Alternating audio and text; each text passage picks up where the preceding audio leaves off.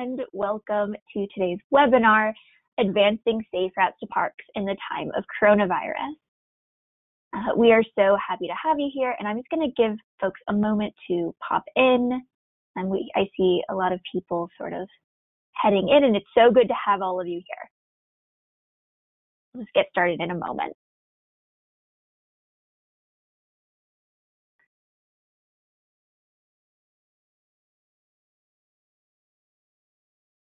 In the meantime, I'd love to know where you guys are zooming in from. So if you want to pop into the chat where you're zooming in from, we'd love to see it.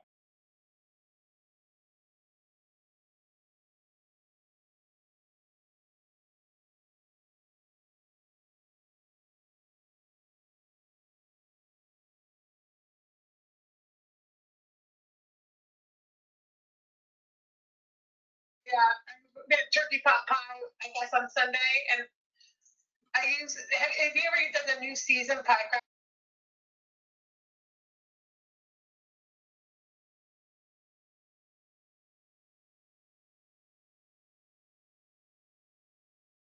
All right, so we're just going to get started. Welcome to today's webinar. It is a joint webinar with Safe Routes Partnership and the program Safe Routes to Parks Activating Communities. Just to give you a sense of what will be included in today's webinar, we're going to start with a welcome, an introduction to the Safe Routes to Parks program, and then we will have three really wonderful panelists join us. First from Spark CDI, which is in Omaha, Nebraska, Tuolumne River Trust in Modesto, California, and Living Streets Alliance in Tucson, Arizona. These are all grantees from the 2020 cohort of Safe Routes to Parks. And then we're going to finish it off with a Q&A. So throughout the presentation, if you have any questions, please put them in the chat box and we will try to get to as many as we can. So first off, my name is Natasha Riveron, and this is a picture of me out on a beautiful walk in the park on a lovely autumn day in New England. I am the Healthy Parks and Places Manager at Safe Routes Partnership, and I am the point of contact if you have any questions about this work. And if you have questions to follow up with on this topic, I'm so happy to chat with you. And just to get you oriented, I know that we all spend a lot of time in digital spaces these days, but here's a quick orientation. To the left is the GoToWebinar viewer through which you'll see the presentation, and you can see on the right is the control panel where you can raise your hand, ask questions, select the audio mode you'll use. Just note that the control panel will collapse automatically when it's not in use. So to keep it open, you can click the View menu and uncheck Auto Hide Control Panel. There are two options for listening to us today, both telephone and then a mic and speaker. If you have sound problems with one selection, try the other option. We'll do our best to field any issues, so just send us a chat message if you're having any problems. And then I know that you are all muted, but we still want to hear your input. Use the question box to ask speakers questions for the Q&A portion. And this is a really great space for us to sort of, be able to interact with all of you. We'll try to answer all of the questions with our time at the end, but we will also make sure to share this recorded webinar, and it will be available online soon after we're done. We'll provide the link in a follow-up email so that you can refer back to it, so you can share it with folks and you don't have to take lots of notes today. And we'll also share any resources that we mention and follow up with any additional questions if we don't get to them. So without further ado, I am going to introduce the context for this webinar. The Safe Routes to Parks concept, it's a movement to make great parks safer and easier for people to access by walking, bicycling, and taking public transportation. And we really look at this in low-income communities and communities of color where less investment has gone into the route to and from amenities in parks. The coronavirus pandemic and the latest chapter of the civil rights movement that have characterized most of 2020 have simultaneously underscored the benefits of safe accessible outdoor spaces, and emphasized that racial equity must play a central role in safe routes to parks and all active transportation advocacy. We are committed to this work because we know that safe places to walk, bike, and connect with nature directly contribute to a community's physical, mental, and social well-being. The Safe Routes to Parks Activating Communities program specifically provides tailored technical assistance along with a $12,500 award to 7 nonprofit organizations to develop and initiate action plans to increase safe and equitable access to park spaces in their communities. Each year, the grantee communities work closely with Safe Routes partnership staff from February through September to proactively engage community members in the process of assessing park access, putting together the action plan to address the barriers and begin implementing that plan. This was a really unusual year, which required a great deal of creativity, and our speakers today will share how they creatively shifted their work to continue supporting community priorities around park access, even during this unusual time. And just right before I introduce our speakers, I do want to share that we are still accepting applications for the next round of Safe Routes to Parks Activating Community program. We're accepting applications until December 18th, and I will drop the link in the chat box so you can check out more details. And if you're interested, we have a final info session on the program and application tomorrow at 3 o'clock Eastern Time. I will drop the registration link in the chat as well. And so let's move on to our really awesome group of speakers. I had the pleasure of working with each of these folks during this year, and they have some great stories to share with us. So first, we have Alina Lopez, who is the project coordinator at Spark CDI. She completed her undergrad education at the University of Nebraska at Omaha, triple majoring in criminal justice, sociology, and English. Alina had 12 years of experience working with the Omaha community promoting equity. Most of these years, she dedicated her time to helping advance relationships, programs, and opportunities between the local K-12 and post-secondary educational system and the broader Omaha community. Alina has a strong commitment to help bridge opportunities for collaboration between public offices and officials with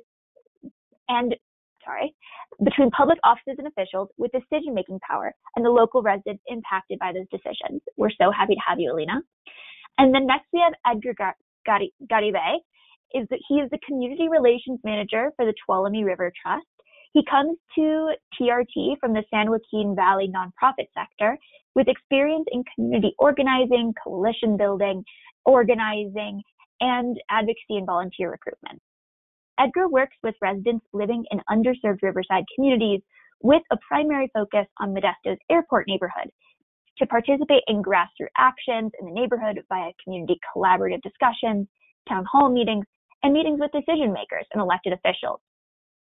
He also coordinates recreational activities and community events to engage and inform residents of communities near the river to participate in activities such as river and community cleanup, canoe trips, cycling, nature, and hikes. He holds bachelor's degrees in biological sciences and psychology from California State University, Stanislaus. And then finally, we have Everin, who is the Director of Strategic Policy and Practice at Living Streets Alliance in Tucson. This is a nonprofit organization advocating for a thriving Tucson by creating great streets for all. She initially joined the organization to develop and coordinate a neighborhood walkability assessment program and worked with neighborhoods across Tucson to identify ways to improve their walking environment. Most recently, she led LSA's Complete Streets initiative through a collaborative process with a variety of stakeholders and community partners, which culminated in a Complete Streets policy that was adopted by the city of Tucson earlier in 2019. Congratulations to them. Everin has a master's in planning from the University of Arizona. We are so glad to have all three of you, and we will start off with Alina. Alina, the stage is all yours.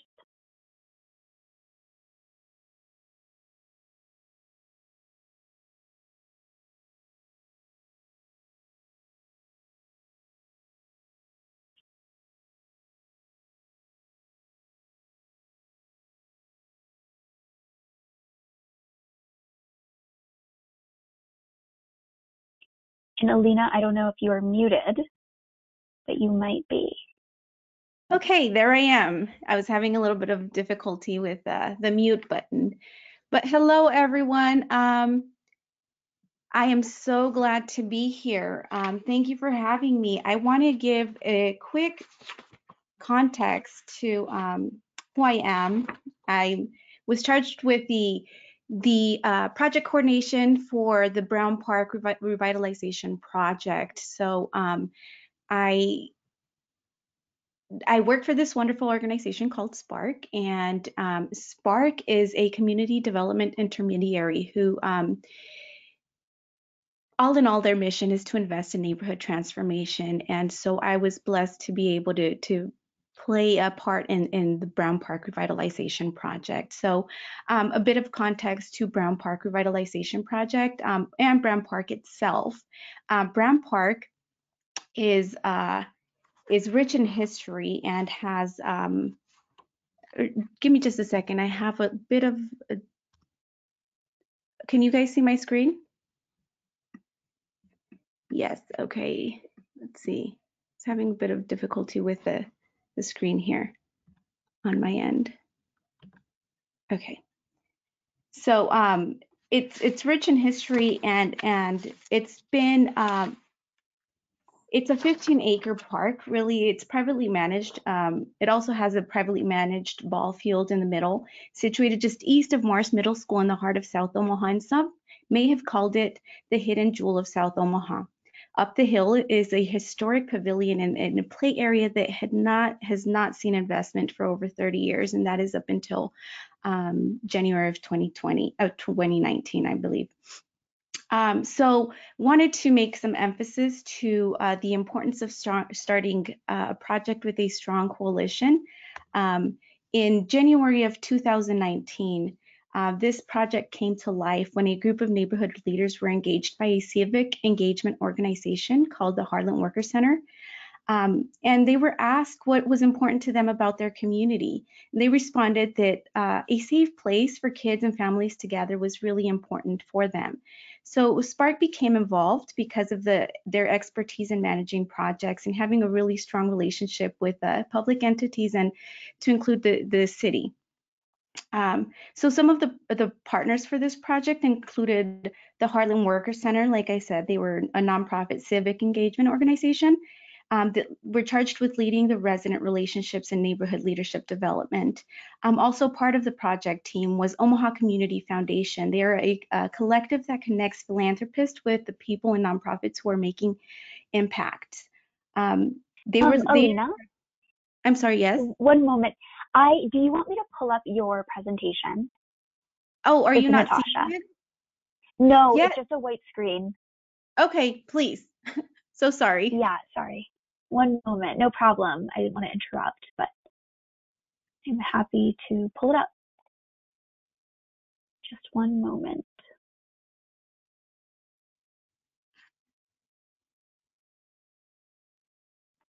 Yeah, so I can pull up the screen so everybody can see your presentation. Can you see my presentation, Alina? I can. Thank you so much. Great. Okay, feel free to continue. Okay, perfect. And I was on slide number 3, I believe. Okay, there we go. So I was talking about project partners. So the Omaha Community Foundation is a collective that connects philanthropists with the people and nonprofits who are making an impact. They were charged with leading the fund development, donor identification, and cultivation of those relationships. And so Spark was serving as project manager and managing the fund solicitation. Also part of the project team was the Parks and Recreation Department for the city of Omaha, and they were charged with the master plan design and creation and budget and development as well. So those were really the project team members. And prior to the pandemic, we took the opportunity to go around the neighboring organizations around Brown Park. Ooh, okay. And I may have changed the presentation a little bit, Natasha, since I gave it to you, but that's okay. That's the project team, and we can skip to the next one. Yeah, I do believe I changed my presentation quite a bit. So we can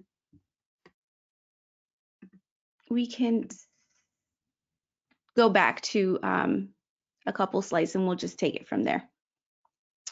Yeah, one more. And we can, yeah. So as you can see there, we prior to the pandemic, we visited several organizations within the area, and this shows a picture of kind of some of the community meetings that were held prior to the pandemic, and some of the things that we did to form a really strong coalition, which is hugely important to the impact that we created, and the reason why we were able to form such a strong coalition was this. We gave them the opportunity to meet with city officials to create a relationship with the foundations that were helping fund this project. And we also engaged the schools as part of the project itself. So some of the very important key stakeholders for this was obviously the coalition team. They were neighbors and businesses, Mars Middle School, Gomez Elementary, South High, or some of the schools in the surrounding area. They formed part of this group as well. The Boys and Girls Club, any after school program that was in the surrounding area formed part of it, our key stakeholders, the Omaha Police Department's precinct, councilmen's, university nearby. And it's very important to note also that some other nonprofit organizations that helped our causes was One Omaha, B-Cycle, Keep Omaha Beautiful, and Live Well Omaha. Those were all organizations that in one way or another helped move this project along, either by donating bikes, donating tools and equipment so that we could do park cleanups, and information sharing. I want to also share a little bit about why I was interested in this project. Naturally, I have vested interest in this project because my children attend the neighborhood schools, and my children also grew up playing in this park. So that, to me, that was very important, that to see such a project come to life is I have a vested interest in it. So I also want my friends and families, to have a great park that they are proud of.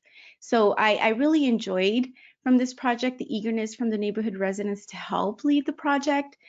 They were involved in grant writing processes for this grant and others.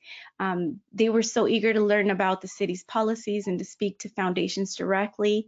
And it is also home to one, if not the most beautiful baseball fields in Omaha, a place where Babe Ruth played baseball back in the day.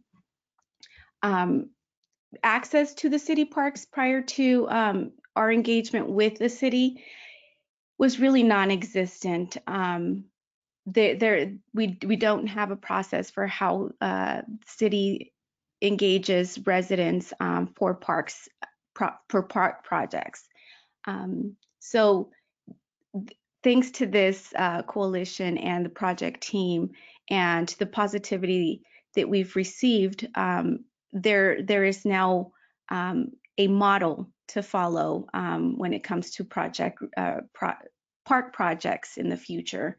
Happy to share that Harlan Worker Center is now taking this model and working in other parks of Omaha the same way that we have done with the Brown Park. So I want to take just a quick second to talk about the pavilion. In slide 2, we can see the pavilion there. All of our events, we purposely hosted them around the pavilion because it's not only a building that hosts celebrations. Like my boss Jamie, she celebrated her wedding there, but it is also a polling place, and that was really important to all of the organizations and to the neighborhood residents. We were able to draw the community attention to this place, not only because it's a pretty building, but to create synergy and get more voter registrations and for the elections. Some of the community events now talking about COVID related things, you know, everybody was hit very hard in a variety of different ways. But one thing was true, that, you know, morale was down and we were all drained out. Our health was at risk, and not only because of the deadly virus, but because we were all quarantined to the couch, really, in our homes. And as organizations were worried about losing much of their needed funding to get through the year, we had to get very creative and find ways to keep our traction moving forward and stay sane. So we talked to our community leaders, and we came up with a few ideas. And we came up with a safe bike and ride walk, and flying kites, connecting that to the very important election that was to come. We had that on October 6th, and that was a very successful event. We had volunteers. We had nearly 20 volunteers for that event, and we were able to not only bring synergy about the revitalization project that was to happen, but also about getting out the vote and this last elections. And I am very proud to say that we are Nebraska District number 2. So these events wouldn't have been possible without the collaboration of the neighborhood leaders, Harlan Worker Center, volunteers from the largest engineering firm here in Omaha, Lamprey Nearson, Omaha Public Schools, who is in charge of the ball field and was able to allow us to use it for free of charge, so the kids could run and play and fly their kites, and without the help from Safe Routes to Parks, obviously, through their grant. How do I see this project moving forward? So Brown Park 2.0 phase is right around the corner. We are convening the community again to look at what's the next phase. What would they like to be in charge of leading in the surrounding area of Brown Park. So Parks and Trails has used this to is you know, we've noticed now that there's huge use of parks and trails in all of the states, I would say all around the world. And so Police Athletics for Community Engagement here in Omaha, who previously did engagement with youth for football, baseball, and soccer programming, has now committed to investing in more parks and trail redevelopment around Brown Park. And the type of community engagement work we have done at Brown Park will now be utilized to ensure the community's vision is at the forefront of parks and trails design in our community. So really, all in all, the pandemic was very a difficult thing to get around, but we, you know, with creativity and with the community leading the efforts and voicing exactly what they wanted to see, what they felt safe with doing, we were very successful in our events. Parks are really not to be seen simply as a place for kids to play. It is a place where we find peace, where we practice good health and wellness, a place where we gather and create collective change, but most importantly is a free public space with an infinite number of opportunities for us all to enjoy. And I apologize that my presentation was, you know, due to technical difficulties, you guys weren't able to see some of the pictures, but I do want to thank you all for allowing me to form part of this panel, and I will give it back to you, Natasha. Great, thank you, Alina. As we know, you know, in the time of living in this tech age, certain things are not always as seamless as we hope they can be. But next we have Edgar, and we're gonna transfer control over to him so we can see his screen.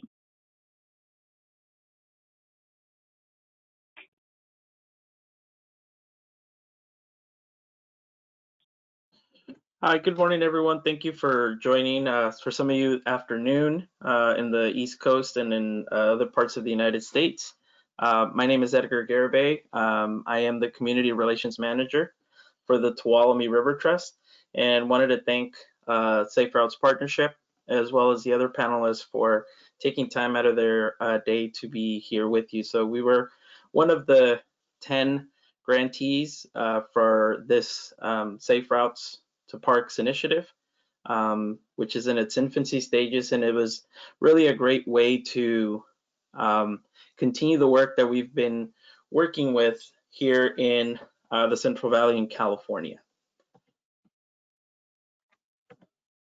So what we'll be covering today through the presentation, very briefly, we'll discuss the watershed that we work throughout, definitely how we integrated equity throughout the process, transitioning, as Alina had mentioned, virtually, and how that has provided some challenges along the way, and sharing just very briefly about the action plan and what we have incorporated and how we plan to continue moving forward with this work, as well as another initiative that we are beginning with the same framework.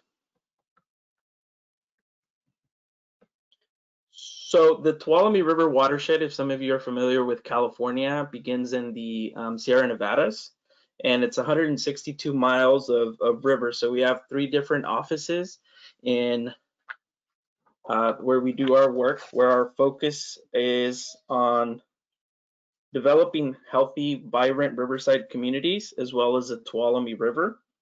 So that includes educating the public about the river so that we can make informed decisions about its use and management, advocating for protection and better management of the river, working with stakeholders to find effective solutions. So that's under the advocacy piece. The recreation or restoration, the restoration effort, work to repairing the floodplains in the river frontland. And finally, the getting people out and recreating on the river, helping them to have a relationship with the river, so that we would want to keep this river very healthy, as well as the communities that surround it. So that's what we do. And as I had mentioned, we have 3 different offices in the Sonora, as you can see here in the map, Modesto, and in the San Francisco Bay Area. This river does provide water for 2.5 million people in the South San Francisco Bay Area.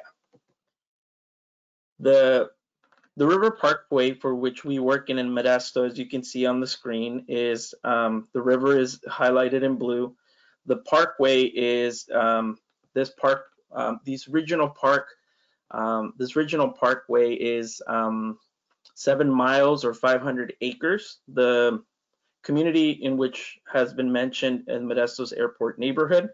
As you can see, to your right is the airport. To your left is one of the world's biggest wineries, and then you have as well a variety of more industrial businesses around the airport. So it is very much an underserved community. It's a very small community, and to the north, or to the very top of you, you have a state highway. So this river park in and of itself comprises about 20% of the total acreage of River Parkway. So it definitely is a challenge in a small community. Yet we've been working with the community for a number of years to continue to do this work of how to access the River Parkway. So how is it that we were able to integrate equity through Safe Routes to Parks process? The community in and of itself was involved throughout the process. Prior to this, we have engaged, as we went virtually, engaged through different community venues and working with the local elementary school. The way that we had gone about this is we developed one community venue, as well as integrating a neighborhood collaborative that focuses on school and community projects, bringing stakeholders together and meeting once monthly with community members or resident leaders involved in the process.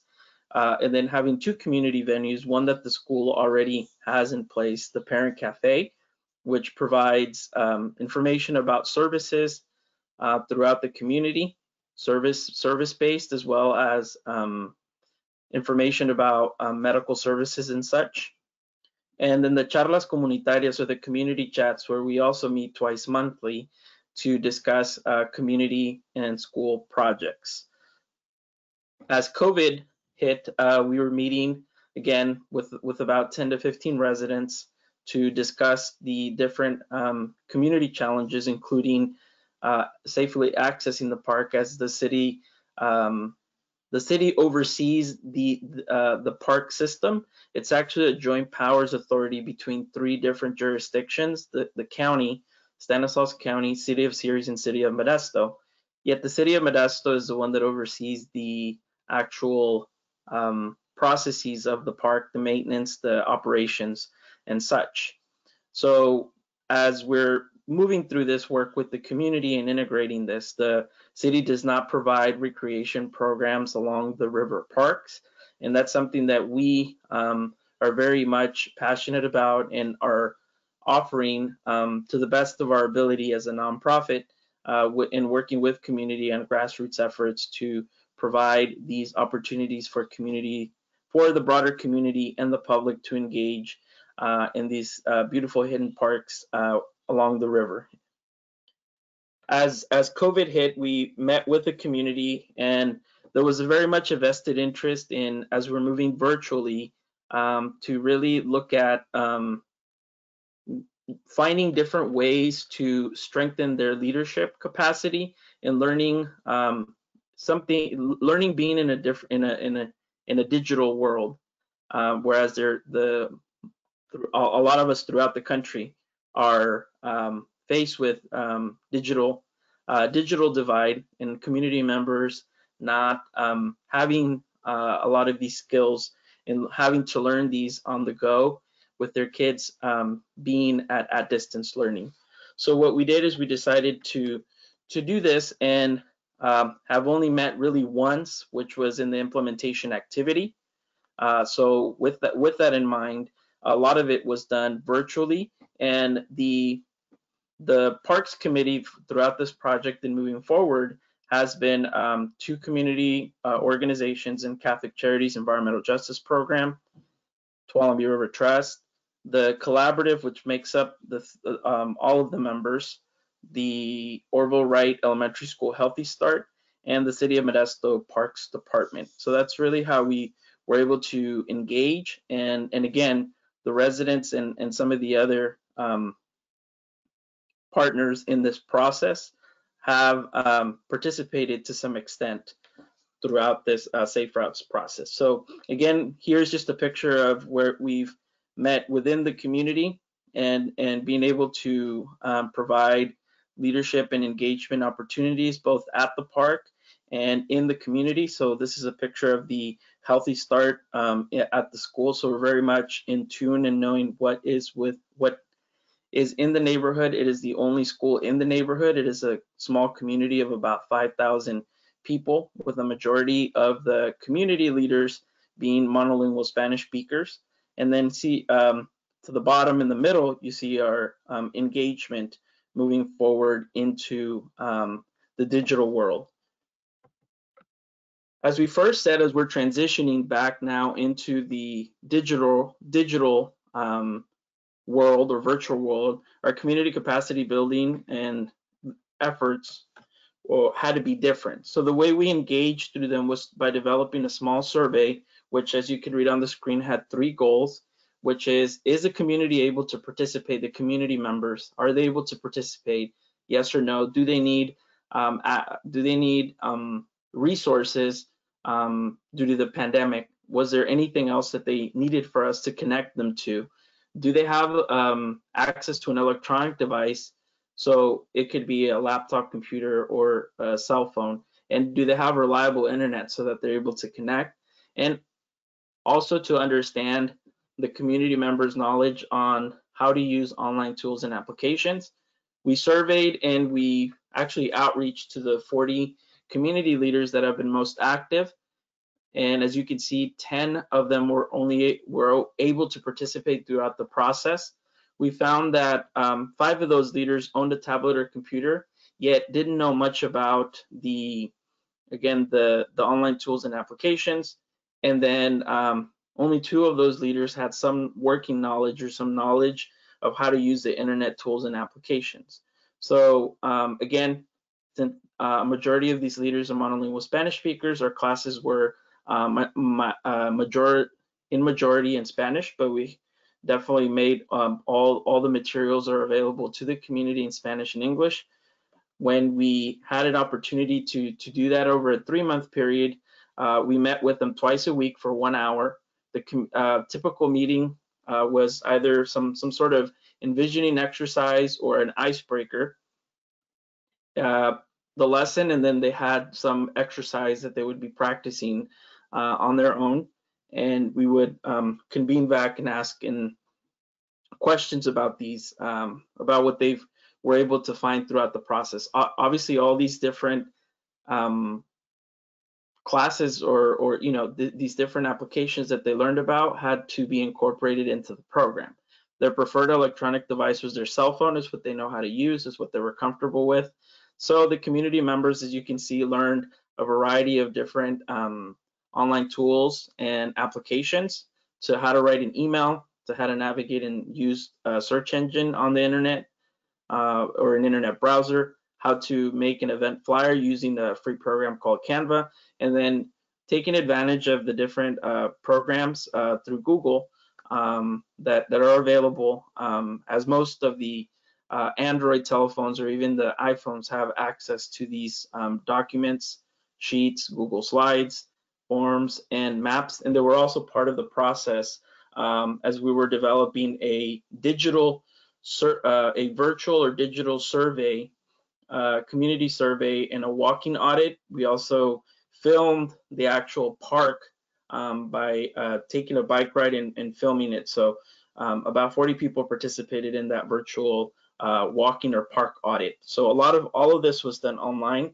and really the only engagement that we had with a small number of people was through the implementation activity. And the reason being is that our city and county have been really affected by the COVID with an increased number throughout this process, and we weren't able to meet with our cap was 10 people that we would be able to meet. So for the safety of the residents, we did that as well. So just real briefly, this is just one of the samples. For example, when they were on their phone, we went through a training on Zoom. Here we have one of our community partners, Martha or Miss Kelly with Catholic Charities, as we're talking about how they developed their story. We're also in the process of developing a digital story map that tells the stories of why these parks are important.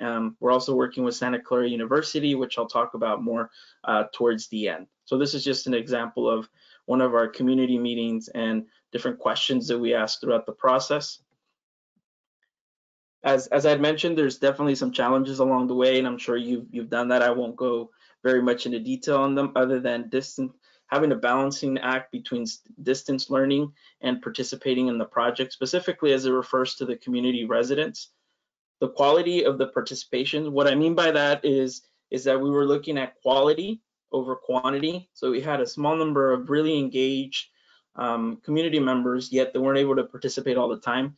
So we did our best to have them participate throughout the process, whether it would be to send them the presentations through text message and pictures, whether it would be to take them the actual presentations when we were doing our youth programming. We also provided them with the presentations or with information, or caught them up through phone calls or text messages. So we're always in contact with them throughout the process. So we were looking at it more again on a quality. We were always inviting other community members to participate throughout the process, but because of a variety of different issues, they were not able to participate. And the stakeholder participation, again, decreased due to the reallocation of staff throughout, and continues to be an issue here, as well as looming budget cuts that are going to be done throughout both the different participating jurisdictions. And then also it's a challenge and an opportunity at the same time. I believe the last bullet point, which is we have newly elected officials at both the City Council and the County Board of Supervisors. So it gives us an opportunity to do that. The commission that oversees the process, or the governing body for this regional parks, does incorporate 5 different elected officials. So this would give us an opportunity to be able to have more engagement with elected officials. So it is a challenge and at the same time an opportunity. As far as what we did subsequently after the community participated, again, we had a large gathering of about 30 people online where we discussed the different findings from the survey, which discussed a variety of different topics to safely access the park. What were some of the findings? So with the community, we met and developed these 3 goals to improve safety and access to the park, have more activities at the park, and seek grant opportunities so that we have more ongoing on a monthly basis. We were doing family opportunities or family gatherings every quarter. So now we're trying to do this on a monthly basis. And then how do we look at improving the infrastructure around the parks? There is a multi-million-dollar project that that's going to provide sidewalks as well as a bike paths throughout the neighborhood. So that's definitely coming. And so we're looking at different ways for the community to be involved in this process. And what this action plan does is that it's set about these goals that the community has in mind and how they want to go about this in terms of what the priorities are and what we should be focusing on so that kids have the residents throughout the neighborhood have an opportunity to access. Some of the barriers that came along is to safely access is that there are a variety of different people around the park that seem suspicious. There's a lot of illegal dumping, camps that are set up along the way, along homeless camps throughout the parkway. So those are definitely some of the challenges from the community. So through these goals, we're hoping to work more in unison with all community stakeholders to increase that safe access. And just very briefly, our Wayfinding signage campaign, which it's basically, again, installing some of these temporary park signs. Thank you, Natasha, that really definitely helped out throughout this whole process and the leadership team there at the National Safe Routes Partnership. We were able to install some of these along the way, bilingual, that discuss the different park rules, what is available or what amenities are available throughout the park and some of the messaging that are along the park rules. So moving forward, we will be doing 2 campaigns this year, which is the Wayfinding sign, where we're actually going to be incorporating 1, if not 2 park signs that are bilingual, culturally relevant. So there really isn't that much signage throughout the park. And then once we are able to safely engage with the communities to begin recreation activities, which we do have a recreation program, but to do it on a more at a higher level where it's more grassroots led, we do have quite a bit of recreation equipment. We also have, again, an Adopt a River program, which the community is already involved in, and we also do water quality monitoring along the river. So it's just streamlining it so that the community is more involved in ways to be involved and in the leadership process and developing all of these goals. So here's my contact information. I'm more than happy to be of a resource to the best of to anyone that would like to contact me. And then I thank you, Corey, as well as Natasha, for this opportunity to engage with the audience here today.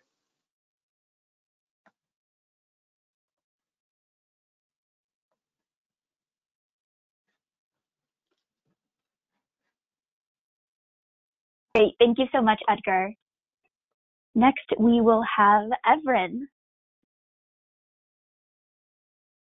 Hello. Can you see my screen okay? Yes, we can. Oops. Oh, yeah, we can see some documents now. This is okay. I think I just need to not touch anything. There we go. I think it's okay, right? Yes, it looks great. Okay, great. Hello, everyone. Thank you so much for tuning in today. I'm Evren. I am with Living Streets Alliance, where we are a local nonprofit organization in Tucson, Arizona. And just like Natasha introduced in the beginning, we advocate for a thriving Tucson by creating great streets for all Tucsonans. So today I'll be focusing mainly on our Safe Routes to Parks Activating Communities work under the grant we received from the National Safe Routes Partnership.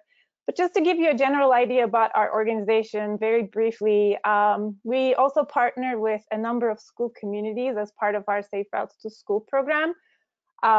We host Tucson's biannual open streets event called Ciclovia. And we also advocate for policy change, such as spearheading the development of Tucson's complete streets policy.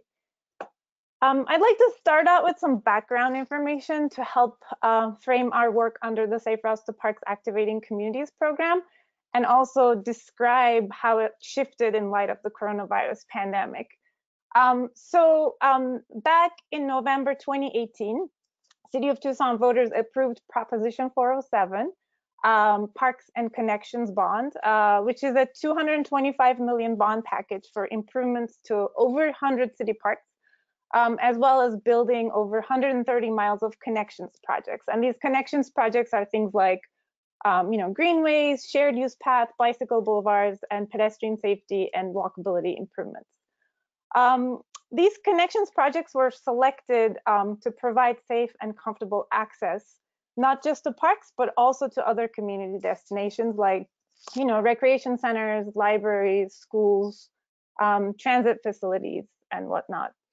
And even though the projects themselves were identified in the bond measure, there's still a community engagement component, to fine-tune project scope. So for example, things like determining the exact nature of traffic calming treatments that would be placed along a bicycle boulevard project, or identifying the locations for enhanced street crossings, or just, design elements for the proposed park amenities. And when it comes to community engagement, the City of Tucson, I believe, much like many other jurisdictions and municipalities around the country, has traditionally really relied on sort of public meetings and open houses as their primary avenue for engagement.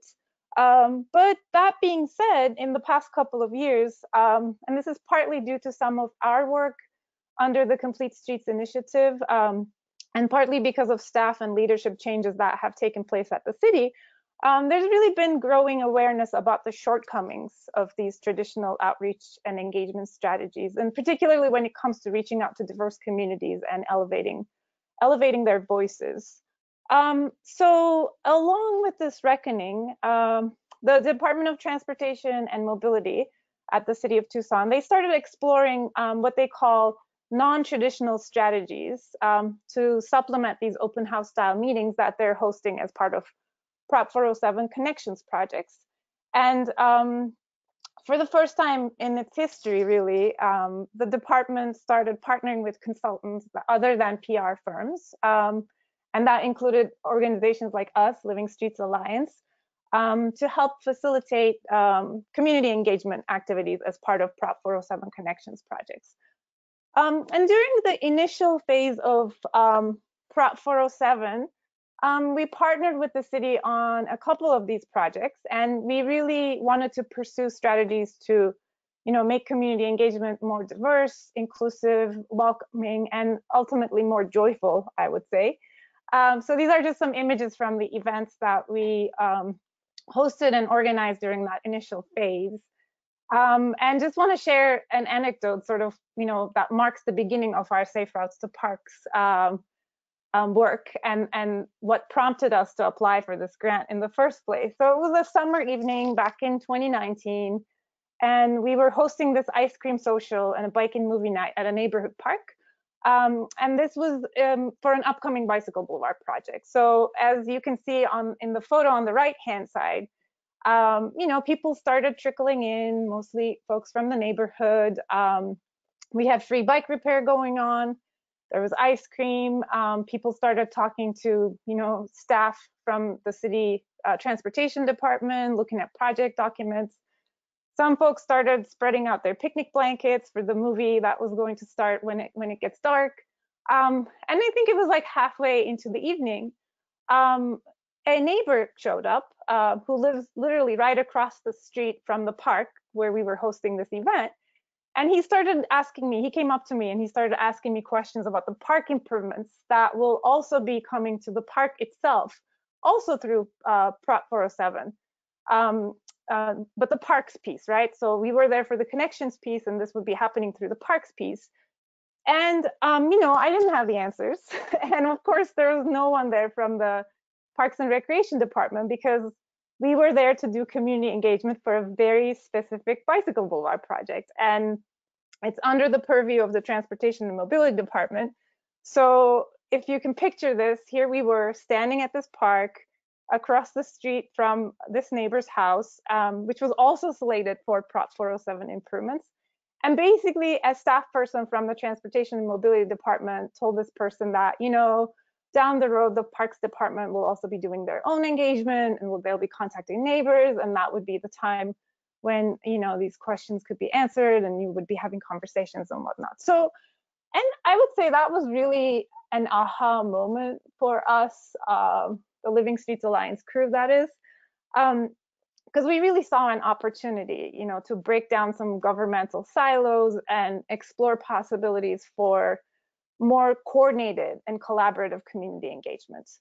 Because we all know, you know, a lot of city agencies do operate in silos, but that's not really how people see their neighborhoods, right? So it just seemed like an obvious way for the government to better serve people and really respect their time and expertise and their participation in these processes. So in light of that anecdote, or I guess experience, I should say, we formed our initial Safe Routes to Parks Activating Communities grant proposal around exploring opportunities for coordinated engagement between the parks projects and the connections projects, and also supporting city agencies to adopt more inclusive, more equitable engagement strategies. And, you know, we really wanted to do this by demonstrating, you know, just giving everyone, meaning the city staff and the consultant teams that work on these projects, like people from, you know, staff from design and engineering firms, but giving them the opportunity to firsthand experience what this might look like, pilot something with them, and go through it together, really. So the plan was to host a block painting party near a school that we've been working with now for many years under our Safe Routes to School program. And this would really be a way to implement an intersection transformation that was already identified in that school's travel plan. And it would also at the same time be an opportunity to do, you know, to basically partner with staff from Parks and Recreation, and then also from Transportation and Mobility departments, to do community engagement in a more creative way for the upcoming Prop 407 projects that would be parks projects and walking and biking infrastructure projects that would be coming to that particular area soon in the project timeline. But, you know, so the school was really excited. We picked a date for the block painting party, but at this point, I guess little did we know that 2020 was about to become the kind of year where all kinds of plans would have to get thrown out the window, basically. So when COVID hit in March, the Prop 407 projects and the associated engagement activities were basically temporarily put on hold. And obviously in-person events of this nature, the photos I'm showing are from a previous block painting party we hosted specifically with the school community, not as part of Prop 407. Yeah, so events of this nature obviously became impossible to do. So we had to do some regrouping. We knew that we really still wanted to pursue this work, at least at a more like theoretical level, you know, even though we couldn't collectively experience what it could look like at a more like practical level or even personal level, I guess I should say. But we still wanted to do some work around this. And we had, you know, at this point already connected with some key staff from the Transportation and Mobility Department, whom we had already been working with because we mostly partnered with that department. But we had also connected with new folks from Parks and Rec, and as well as the city manager's office. When we first received the grant, you know, we reached out. And so anyway, we decided to convene this small group. And after having some initial conversations with them, we jointly decided that a training focused on community engagement would be a great way to bring all of the Prop 407 implementation partners together, and also help catalyze conversations around how to do more coordinated engagement and also how to center equity in community engagement. So we then collaborated with Corey and Natasha from the Safe Routes Partnership, who developed and hosted a two-part Working Together for Meaningful Community Engagement workshop series, which was fabulous. And this happened back in September. And I will just move on to the workshop real quick. At this point, probably everyone has a screenshot like this in their files, right? This is where the fun photos of bringing people together ended, and these like individual Zoom boxes entered into our lives. But I will say that, despite the challenges that come with these virtual formats, we actually did have a great time at this workshop, and we left feeling inspired, because the workshop brought together staff from multiple city departments and the Prop 407 consultant teams to be a part of the same conversation. And this was really exciting, because I think it's fair to say that the two departments had largely been working in silos in implementing Prop 407, and the staff and the consultant teams had not really come together in this way before. So during the workshop, there were conversations around spectrum of engagement, power, sharing power, shifting power to communities. And I believe some of these were, new concepts to some of the participants in the room. And the workshop also provided an opportunity to model the kinds of activities that can help create space for sharing lived experiences and uplifting community narratives during community engagement events. So things like active listening, story sharing, connecting the work to personal experiences and things of that nature. And lastly, it was also a way for us to start working together with new partners who will be critical for operationalizing inclusive, equitable, and collaborative community engagement. So just to wrap this up, of course, systemic change takes time and resources beyond a short grant period or a one-time workshop. But we feel that through the Safe Routes to Parks initiative, we were really able to plant the seeds for city staff and consultant teams to further pursue the work of centering equity and community engagement, and really increase their readiness to engage communities as true implementation partners. And through this process, we were also able to identify opportunities for coordinated, collaborative community engagement, and these were all documented similar to what Edgar described in our Safe Routes to Parks action plan. So we really can't wait to get out of this pandemic. I'm sure you can all relate to that. And get out of those Zoom boxes that we've been confined to for the past several months and get back to working with communities in person.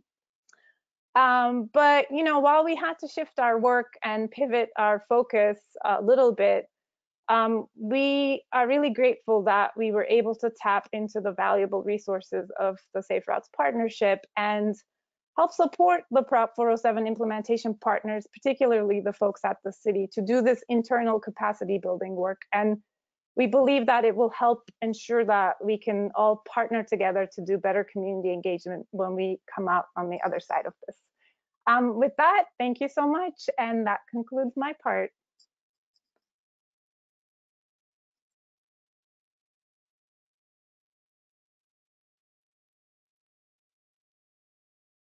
Great. Thank you so much, Evren, and thank you to all of our speakers. We are actually at the end of our time, and so what I will say is we will follow up with a recording and contact information and slides from this presentation, and we will make sure to answer the questions that we have in our chat box, because we had a lot of great questions. Before we sign off, I just wanted to make one more plug for the next round of applications, and we're having an information session tomorrow. I just dropped the link to that in the chat box. So if you have any questions, please feel free to register for that and to email me at natasha@saferoutespartnership.org. And finally, thank you so much to all of our presenters. We really appreciate you joining us today and all the hard work that you guys did and will continue to do to advance safe routes to parks in your communities with the support and dedication that you demonstrated throughout this pandemic. I know it was a tricky year. So with that, I hope everybody has a wonderful rest of your day, and thank you for joining us. Have a great day.